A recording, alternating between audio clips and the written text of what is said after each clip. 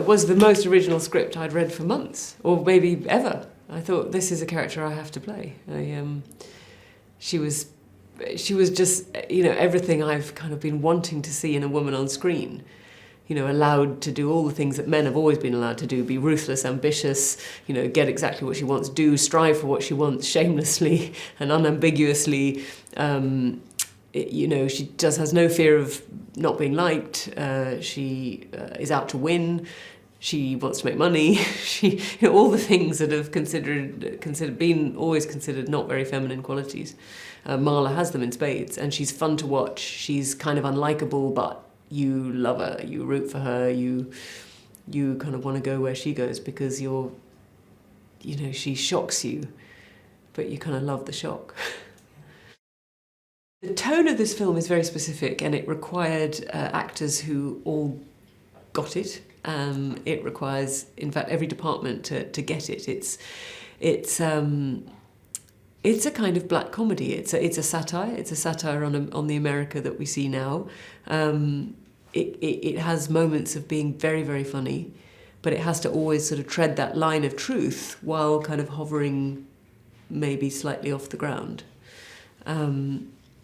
It's a very specific tone. It's a very cool tone. It's a very kind of iconic tone if we get it right.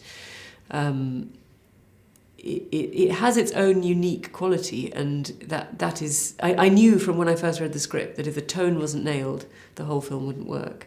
And as soon as we hit day one, I knew that the cinematographer got it. The production designer got it. Jay, of course, he's written it. He knows exactly what he wants. And it is the tone that I had in my head when I first read the script. It's irreverent, it's dark, it's committed, it's funny, it's idiosyncratic, it's kind of quite rude at times. It's very, very specific. The title is in part satire, it's irony, but it's also fact, because Marla Grayson, my character, she's a guardian, a professional guardian for elderly people, and she does care a lot. She has a lot of wards. She does a lot of caring. But it's also, I think, a satire on, perhaps the kind of the virtue signalling that we see everywhere at the moment of people who are desperate to show us how much they care about everything. And here we have a woman who claims to care, who in many ways is despicable, and many parts of her morals and ethics we don't agree with at all, and she seems almost to be somebody who does quite the opposite, who takes advantage of people rather than cares for them as she professes. The underwater filming world is just quite another thing, and again it's a chance to see this character and see her give her all, and I think that's the exciting thing about Marla, is that she never gives up. She will fight to the death, and she wants to win, and you don't see that very often in female characters. And, fighting for your life underwater, it's adrenalizing, it's fun, it's you're out of your element, you're in an element that you can't survive in. And yet, somehow with the apparatus they've got set up here, you can do it, you can be locked in a car, it can be submerged in water, you can't breathe, and yet you can fight your way out. Marla Grayson, the one person in her life who she truly loves, is Fran, her wife.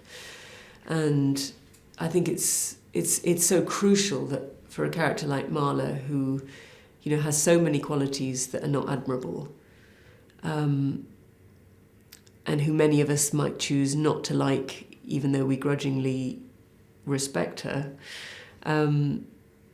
it's nice to see that even people who do the worst things are loved and love back. And I think Marla, loves fiercely and in a very, very real way. And Fran is the one thing she cares about in life. And we needed somebody who Marla could show her vulnerability with, I suppose, because this is a woman who doesn't expose her vulnerability to anyone except to Fran. I've always wanted to work with Peter. Well, I've certainly wanted to work with him for a long time, and I greatly admire his work. I kind of love his personality. I think he just brings such originality to every role he plays, because he's so clever and he's so deft and he's so kind of charismatic and sexy and darkly funny, and he brought all those things to Rukov. Diane Wiest, you know, she saw an opportunity which she seized in the most brilliant way. You know, she was real, she was funny, she was disarming. You know, she gave me a hard time. You know, these scenes that are written for Marla to win in, it wasn't easy for me to win, because Diane puts up such a convincing and interesting and unusual fight. You know, it's great when you work with an actor who can see what the script has and then embellish it and then pull it one way and pull it the other way. And, you know, she didn't make it easy for me, and it was all the more fun because of that. You know, she didn't make it easy for Marla, I should say. I think Jay is someone who is meant to direct his own words. You know, he has such a specific, you know, bold, fierce use of language, and it's a joy for actors, and therefore it's a joy for actors to be directed by the person who wrote that. And he's such a cinephile, and he knows exactly what he wants, and knows how to, more importantly, I suppose, knows how to execute the tone that the piece needs. Knows that the visual punch alongside the performances is what's going to sell the whole thing, and is going to get the tone that we were speaking about before. Jay is he's a very calm person, and that's not to say that he's not fiercely passionate. He is, but he maintains an equilibrium and a calm. The crew really respects him and likes him.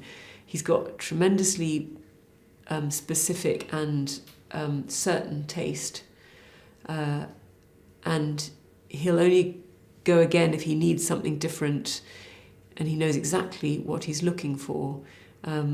And he's also got the edit in his mind all the time.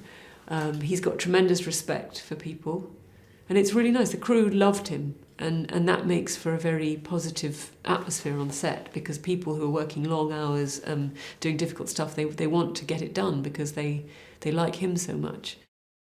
When I read it for the first time, I just thought, wow, this is amazing. This is so original, so irreverent and cool and funny, and like something I've just never seen. This isn't out in the cinemas, this material.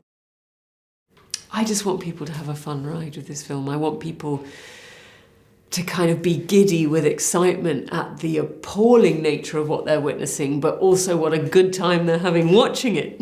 That's what I want people to feel. Jay is giving you the right in this film to love what you shouldn't, to kind of get into what you know you should disapprove of, and to relish what you know you should despise. And I love that. I love the kind of world turned on its head, and the way you root for people that you shouldn't, and the way you like people who you should turn away from. And then the way that the characters surprise you. I think that's also very cool.